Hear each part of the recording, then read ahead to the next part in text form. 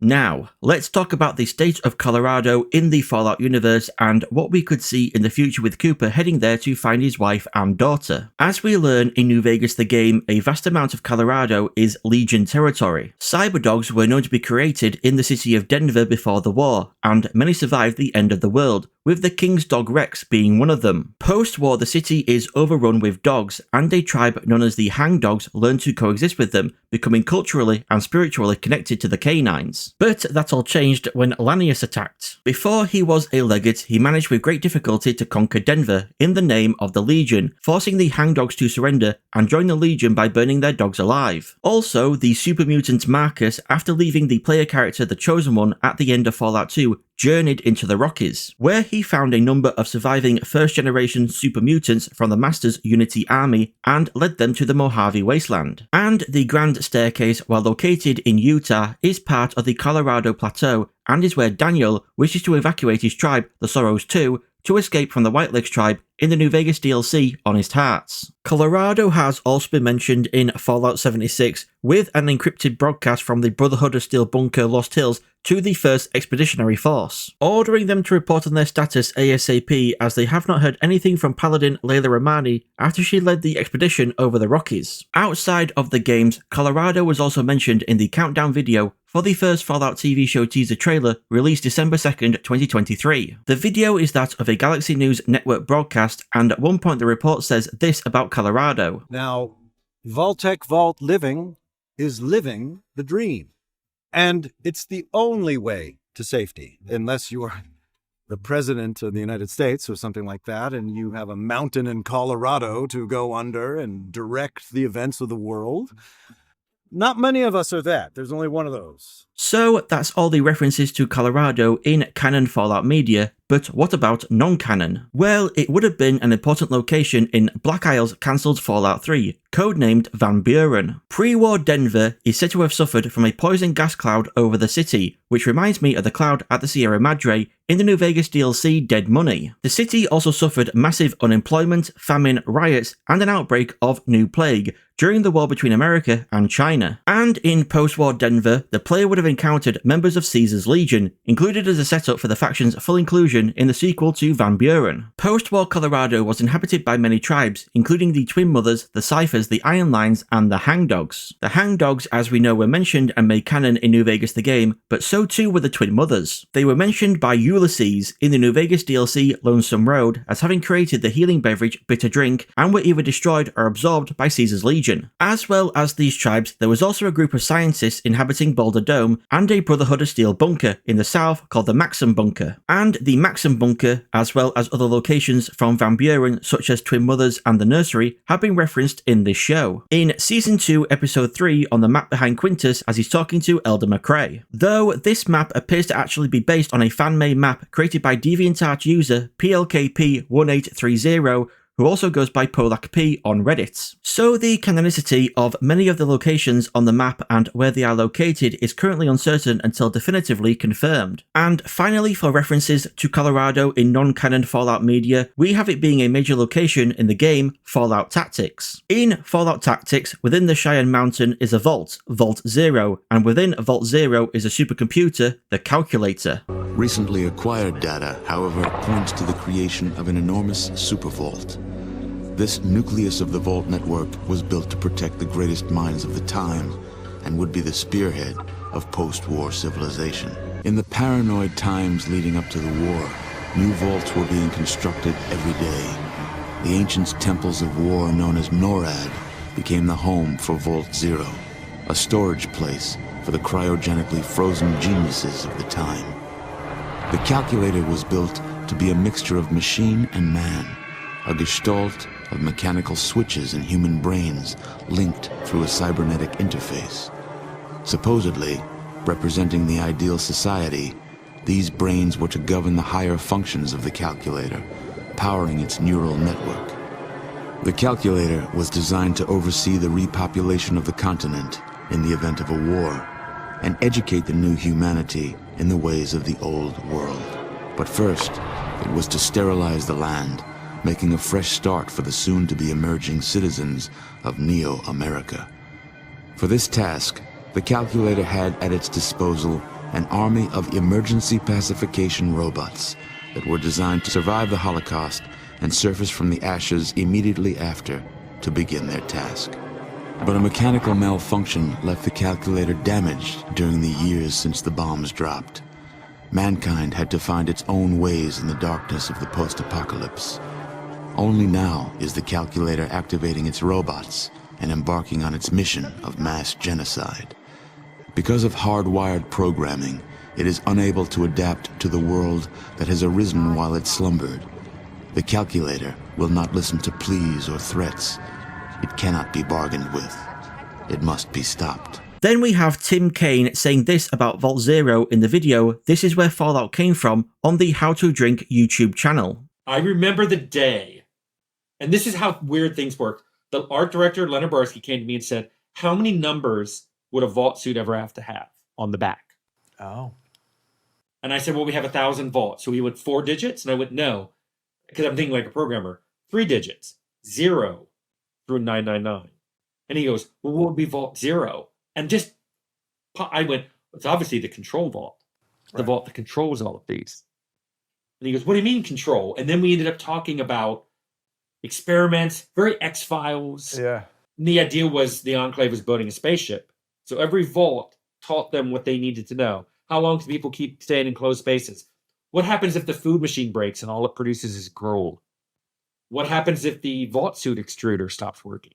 That was one of, there was a vault out there where it just stopped making vault suits. They were all running around naked. They seemed wacky until you connected them all together. If it's all the different ways a spaceship can fail, like Necropolis, Vault 12, the door didn't shut because they wanted radiation to get in. Meanwhile, in Vault Zero, which is supposed to be the Enclave's underwater secret vault, they were collecting all this data, and they're like, okay, we're if there's ever a nuclear war, we can get our experiments run, collect the data, build the right kind of spaceship, and leave this wrecked planet. So the Enclave, so your plan was for the Enclave to predate the war. The Enclave was a secret. It was a combination of people in power in Vault-Tec and in the government. Okay. And they knew about Vault Zero, which in Fallout 2 was called the Enclave. That was the control vault. They could talk in some of the vaults. They spoke to the overseers because it was an active experiment. In other ones, the overseer had no idea.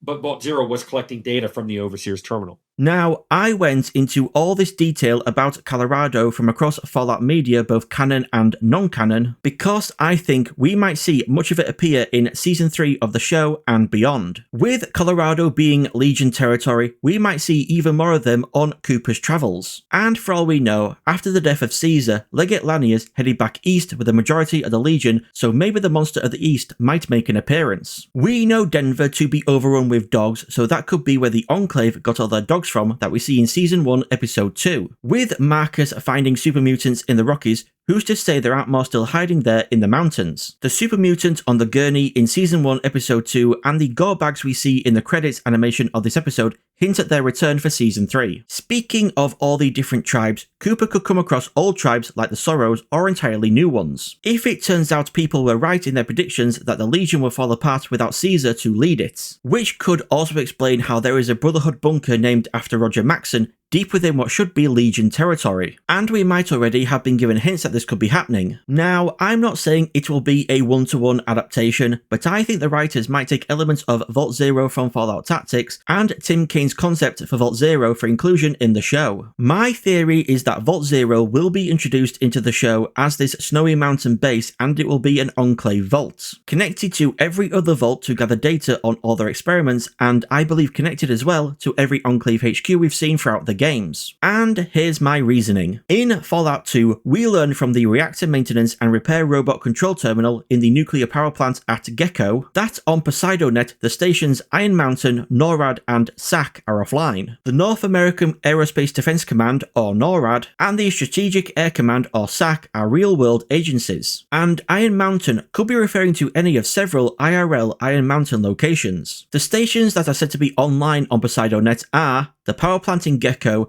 the Navarro Refinery, Control Station Enclave, and Enclave Vault Research Control. Enclave Vault Research Control is a location that has never been expanded upon in any other Fallout media. So, could the show make Vault Zero and Enclave Vault Research Control one and the same, changing the location from being the Cheyenne Mountain Complex, the command center for NORAD, to a base somewhere else in the Rockies, open to the cold air? Actually, this would make the Enclave the demon in the snow, just like their pre-war Deathclaw.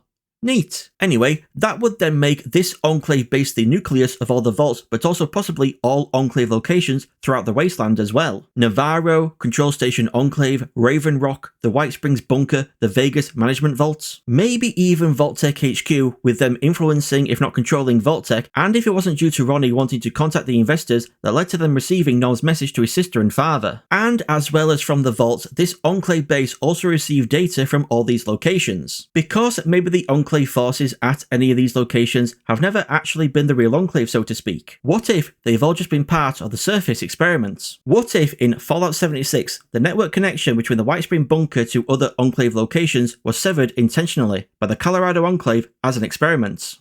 No use. Still nothing. And you tried both channels? We should have heard something on Alpha or Omega, at least some baseline signal. Raven Rock gave us no response. We've been sending the encryption code for the last 48 hours. What about Poseidon? They should have had some sort of answer. Nothing. Repeated attempts at contact have no response. It sounds like it's a hard line. Some sort of problem with Alpha, like it was cut. I'm not sending anyone out to verify the structural integrity during the storm, but it was designed to handle this. Well, the other option we have to consider is that they can answer. They just won't. The brass would never allow that. Our procedures were clear. Well, fuck.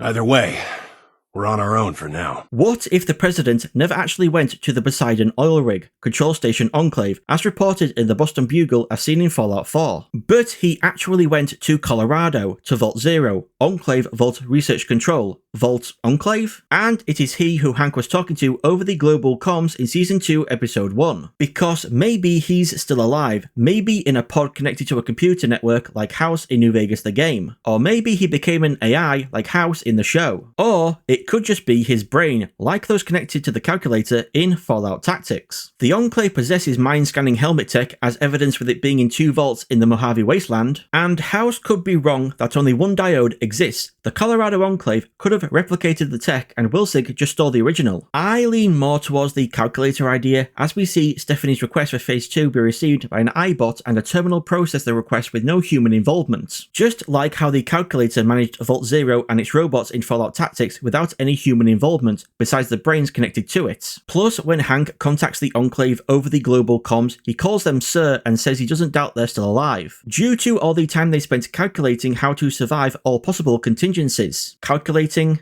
calculator, you get it? And that was in fact the Enclave's goal with the vaults and now apparently the surface to gather data to survive all possible contingencies. The one wrinkle in this is that he says the person he's talking to will be begging for his help when this is all over, which doesn't sound like something you'd want to say to the President of the United States, let alone the leader of the Enclave. Now, I just want to point out, while this Enclave base in the Snowy Mountains and Cooper heading to Colorado to find his family are heavily hinted to be connected, the show doesn't 100% confirm this. It's never explicitly said, and I can actually think of a few ways this Enclave base being in the Rockies doesn't make much sense. If the Enclave base we see in this episode is meant to be the same one Wilsig and Dogmeat escaped from in Season 1, Episode 2, and let's put its location as Cheyenne Mountain just for this demonstration, then that means to get from here in Colorado all the way to near Santa Monica Pier, which is where the entrance to Vault 33 is and the town of Philly is close to, would require you to walk almost 16 days straight, no stopping for breaks to sleep or eat or defend yourself from the horrors of the American wasteland. Wilsig and Dogmeat would have had to walk through Legion territory, through the Mojave and past Vegas, and even past Griffith Observatory, the location Moldova wants him to meet her at to bump into Lucy near and in Philly in Season 1, Episode 2. Oh yeah, and he also still had his lab coat right up to the end of his journey, and it was still just as clean as when he escaped. And finally, the Enclave base being in the Rockies makes it even less likely than it already was in my opinion, for the Commonwealth Brotherhood to have heard about Wilsig's escape before Quintus's Brotherhood, since the Commonwealth is on the other side of the damn country and the Rockies is closer to California, and that's the direction in which Wilsig and Dogmeat head toward.